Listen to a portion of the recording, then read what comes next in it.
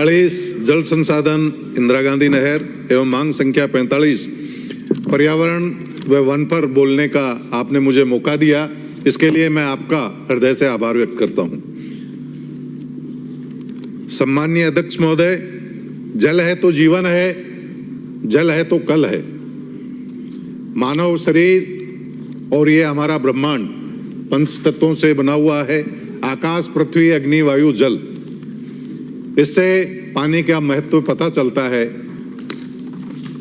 चाहे हमारा देश हो, चाहे पूरे विश्व के कोई भी देश हो, सभ्यता वहीं फलीभूत हुई जहां पानी था। हमारे हिंदुस्तान में मोहनजोदड़ो, हड़प्पा, चाहे हमारे गंगा और यमुना नदी के जो पाट क्षेत्र हैं, वहाँ सभ्यता ने विकास किया। महोदय, अध्यक्ष महोदय, हमारे देश की आबादी 1947 में 36 करोड़ थी और आज पूरे विश्व में हम 140 करोड़ से अधिक होकर एक नंबर पर आ गए। हमारी जनसंख्या पूरे विश्व में 18% है और हमारा जो जल का प्रतिशत है वो 4% है। उस 4% में 65% जल भूगर्भ से मिलता है। और राजस्थान की अगर बात की जाए तो हमारे पास जो क्षेत्रफल है वो 10% है और हमारे पास जो जल की उपलब्धता है वो 1.17% है।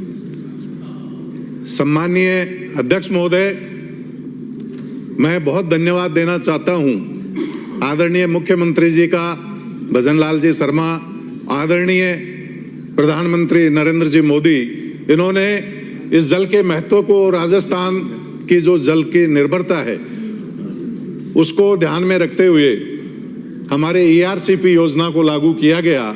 हमारे कांग्रेसी साथी तरह तरह की शंका व्यक्त करते हैं क्योंकि वो अपने समय में इस योजना को लाने में ईमानदार नहीं थे, इसलिए उनको आज भारतीय जनता पार्टी की सरकार ने जो ये लागू किया इस पर भी शंका होती है। लेकिन मैं दावे के साथ कहता हूं कि ये योजना आने वाले 5 सालों में धरातल पर उतरेगी और सभी कांग्रेसी साथी भी इसका स्वागत करेंगे। हमारे यहाँ कुएं, बावड़ी, तालाब, जोहड़ ये हमारे पानी के स्रोत होते हैं और पूरे राजस्थान में अगर मैं बात करूं तो हमारे लाइट आने से, देश में हरित क्रांति होने की वजह से, कृषि यंत्रों का विस्तार होने की वजह से जो जमीनें पड़ी रहती थी और जो बैलों और ऊंटों के माध्यम से चड़स निकाले जाते थे, उसकी अपेक्षा हमारे यहाँ बड़ी बड़ी मोटरें लग गई, गहरे गहरे बोरिंग होने से जल का दोहन बहुत ज़्यादा हुआ। 2012 तक हमने जो हमारे पास जल का दोहन था वो 30% तक कर लिया था और पूरे विश्व के जो जल के जानकार हैं उनका कहना है कि आने वाले 20 सालों में हम 0 डे की तरफ बढ़ जाएंगे। ये 0 डे जहां भूजल खत्म हो जाता है उसको कहा जाता है और इसमें पूरे विश्व में केप टाउन, जो पूरी दुनिया में बहुत ही सुंदर शहर दक्षिण अफ्रीका का था, उसका पहला नंबर आया। जल संसाधन की अगर बात करें तो दुनिया के 182 देशों में भारत की स्थिति 132वें नंबर पर है। कुल मिलाकर हमारे यहाँ जल कम है, इसकी चिंता करते हुए जो हमारा जल बहकर समुद्र में चला जाता था, अतिवृष्टि का जल ERCP के माध्यम से लाया जाएगा।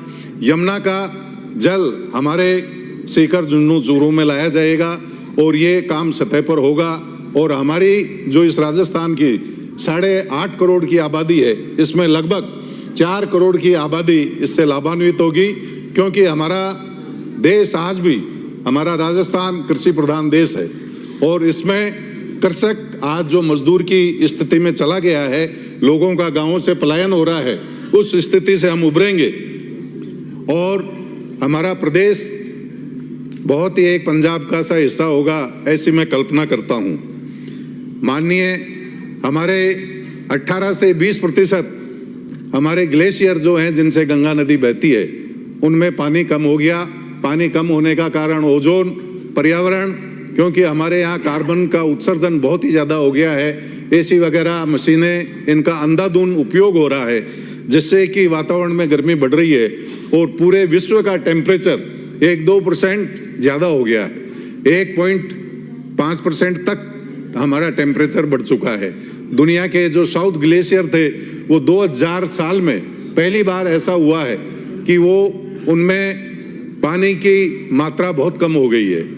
माननीय अध्यक्ष महोदय, मैं आपके माध्यम से कहना चाहता हूं कि देश में जब आज़ाद हुआ, जब हमारी आबादी केवल 36 करोड़ थी, उस समय हमारे यहाँ तालाबों की संख्या 25 लाख थी।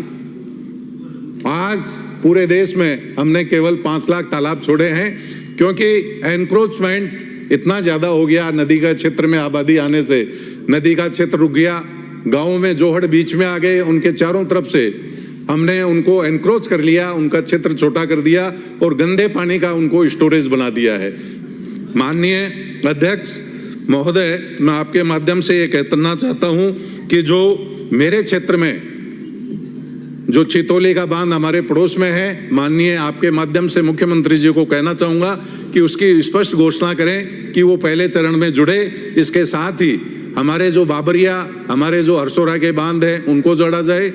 इसके साथ हमारे जो पहाड़ के बिल्कुल नीचे का क्षेत्र है, माननीय अध्यक्ष महोदय, मुझे केवल 2 मिनट लूँगा, उनके पहाड़ों के नीचे हमारे जो बिलाट के नीचे पहाड़ है उस पर बंदा बनेगा तो कई गांवों में पानी की पूर्ति वहां से होगी।